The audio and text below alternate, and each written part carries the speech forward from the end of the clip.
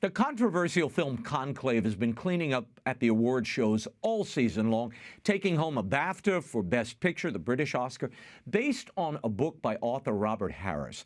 It depicts the high drama behind the process of choosing a new pope. It's actually a thriller with an outrageous stunt ending, which many of you probably are aware of by now. It is now up for 8 Academy Awards at the 97th Academy Awards ceremony on March 2nd. I sat down recently with syndicated radio host and film critic Michael Medved to talk about the movie, but I also spoke with Conclave's director, Edward Berger, and 2 of its stars, Ray Fiennes and Isabella Rossellini. Take a look.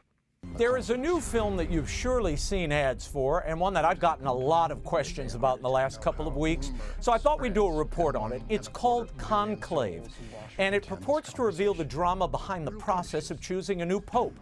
The film is based on a book by author Robert Harris. It's a thriller with an outrageous stunt ending. For his take on the film, we're joined by syndicated radio host, best-selling author, Michael Medved. Michael, welcome back to the program. Delighted to see you. Tell me, I know you've screened this film. What was your expectation when you went in to see it? Well, my expectation wasn't high because there's a long history of films about the Catholic Church that sort of view it as dark and conspiratorial and entirely negative. So the fact that the film concentrates on the Ray Fiennes character, who is the dean of the College of Cardinals, and he's a very sympathetic character. However, you mentioned a stunt ending.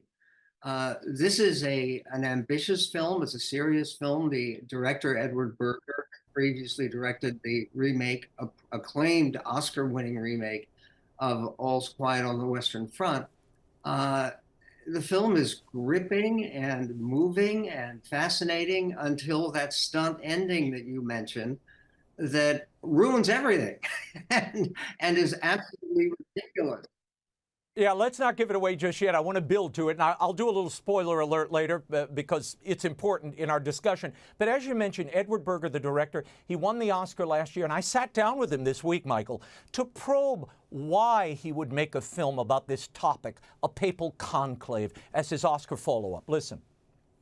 Edward, you've said that there's an ethos to film making and that there has to be a reason to make a film. What was the reason in your mind to make this particular film?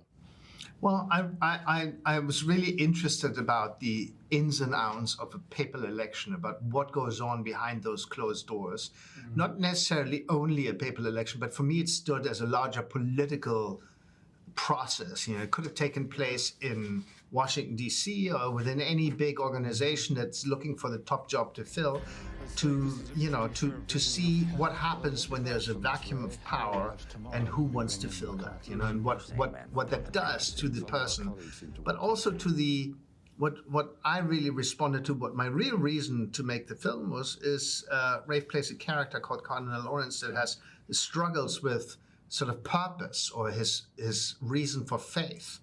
And Michael, another part of the difficulty here, the problem here, might be something that Berger referenced. He sees this as essentially a political struggle for the papacy, like Washington, D.C., he said. So this is more of a political or ideological battle than a spiritual undertaking. Did you find the characters here particularly well drawn? I found them kind of cardboard cutouts at a point. Well, I think most of the characters, you're right, because they're people you're just meeting, and they're basically classified very simplistically in the film's terms as good guys or bad guys. But one thing that was fascinating to me was there was a very gracious treatment of Ray Fiennes, who's one of the producers, by the way, who plays a character who is deeply sympathetic and sincerely religious. The difficulty is that because they are classifying the College of Cardinals as sort of separated down the middle by good guys and bad guys, what is fascinating about this film in a political sense is sending a message that what does matter in politics is not particularly your agenda or your platform, but your character. And the idea that so many of the caricatures on the College of Cardinals have characters that are deficient, that are hiding some guilty secrets in the past that do come tumbling out.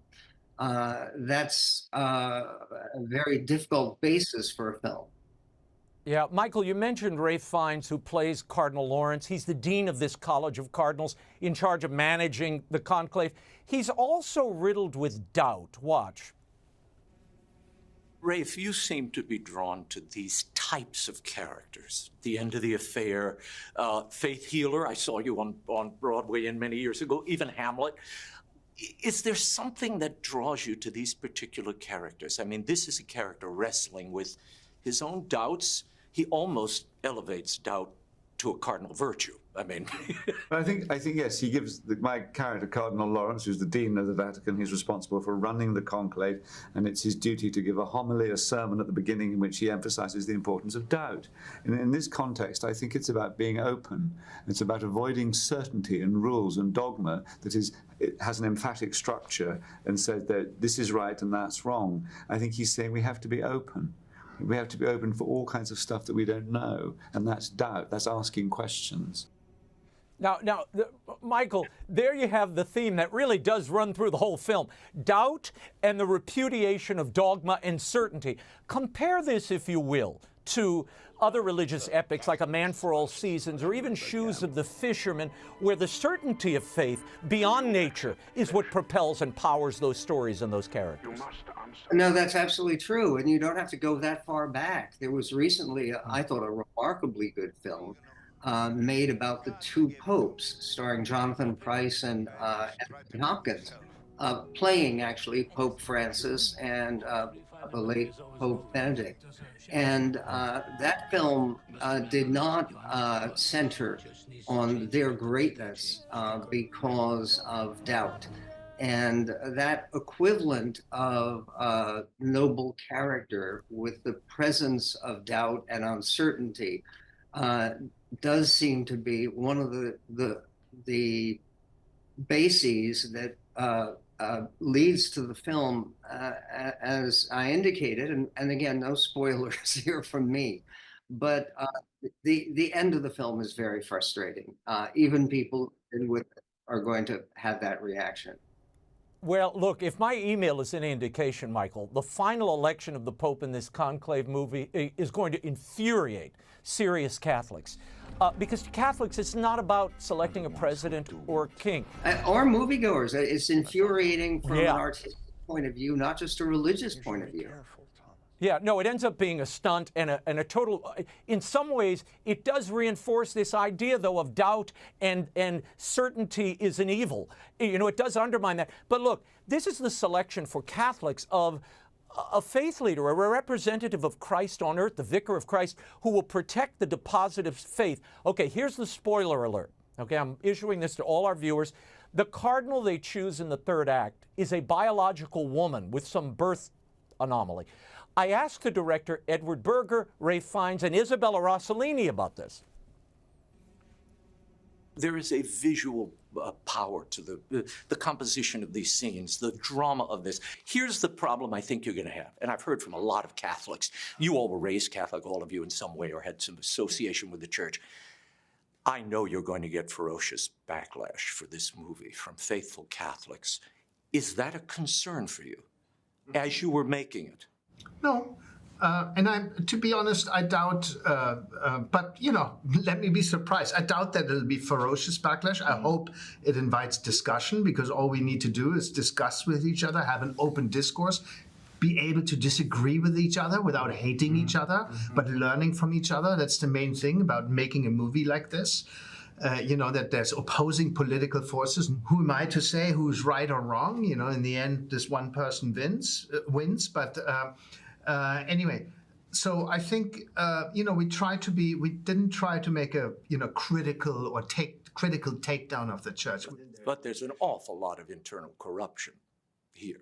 at Yeah, but play it- in this conclave. Yeah, but I mean, these guys are. But this They're is also where sainthood. documentation of corruption in the Catholic Church exists. Oh, without a doubt, in every institution. There are also other cardinals that are very spiritual. But yeah, there are a few of those. But the question is, did you all have any hesitancy when you read the script about this may inflame I tensions mean, I at a felt the time when- opposite of you. I feel that the film is incredibly religious because the religions deal with the mystery, the doubt, the non-answer.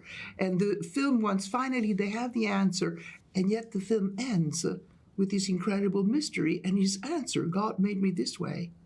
And I think he's incredibly religious Yes, I and think that's right. I think kind.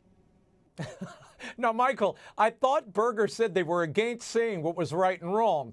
I'm not so sure Catholics will feel that way, and I wonder if they or anyone would make a movie about, say, a transgendered grand imam being elected. Your reaction? Well, there are very few grand imams who appear in this film, but though they do have, and again, not to give anything away, but one of the members of the College of Cardinals is a cardinal who represents Kabul, which I don't think is a reality in the current constitution of the College of Cardinals institution. Look, the idea is they come back to making a film about the world's most prominent and important religious institution, which is the Catholic Church. And they make a film about that institution where the organizing principle of the whole film, and you heard it right there from the filmmakers, is doubt. Yeah. And this is honestly a real problem in our society, and one of the reasons that people are so unhappy and so torn, and they all think that society is going in the wrong direction, because the highest virtue would appear to be, in the eyes of what we just heard from the filmmakers, the ability to feel doubt and uncertainty. And in terms of choices between good and evil, which sometimes are very clear in our world, and the idea of exalting the idea of a doubt above all other, quote, virtues, I think is dubious, to say the least. And for people of faith, including non-Catholic people of faith, I think this is a problem. Yeah, well, basically, Conclave seems to suggest that all the things Jesus Christ taught are holding the church back, and if those things are overthrown, then the church can thrive. I mean, it's kind of a pagan's version of religion, all the ritual with none of the belief or dogma. You wrote an entire book years ago, Michael, about how hostile Hollywood is to religion and people of faith. I'll give you the last word and how this fits into that trajectory, if you will. Well, it fits into the trajectory not because this is so much a focus of Hollywood or Hollywood movies or television shows or programs or anything in mass media. What is a focus in mass media is a portrayal of America where the importance of religious faith in the lives of people is consistently downplayed. One of the points I make in Hollywood versus America, that book you're talking about from 1992, is the idea that every year in this country, there are more people who attend church and synagogue than there are people who go out to the movies. And it's not really close, because despite the fact that, yes, people look at figures on church attendance, the majority of Americans still describe ourselves as believers in God. And the most people have some connection with and some identification with religious faith. And the fact that that is so underplayed in the depictions of American life across the country makes this movie worth pointing to, because it is, in so many ways, it's lavish, the sets and the costumes and the recreation of the Vatican and there is a little bit of a sense of awe that is communicated here. All of that is going on, and yet the payoff is, as you rightly observed, I mean, I think very dubious, and one of those things that will frustrate moviegoers of every faith and of no faith. Yeah, no, I was really looking forward to seeing it. I did see it. At the end of the day, I thought it was, you know, it's a lot of black smoke. We're still awaiting the white smoke from Conclave. Michael Medved, thank you for being here. And you can listen to the Michael Medved Show. Read his columns at michaelmedved.com. Thank you. Here's my prediction. Only Isabella Rossellini will win an Oscar for Best Supporting Actress. And though it's a beautiful movie, A Pope with a Uterus is silly, also offensive and against canon law. We need a holy father, not a holy person.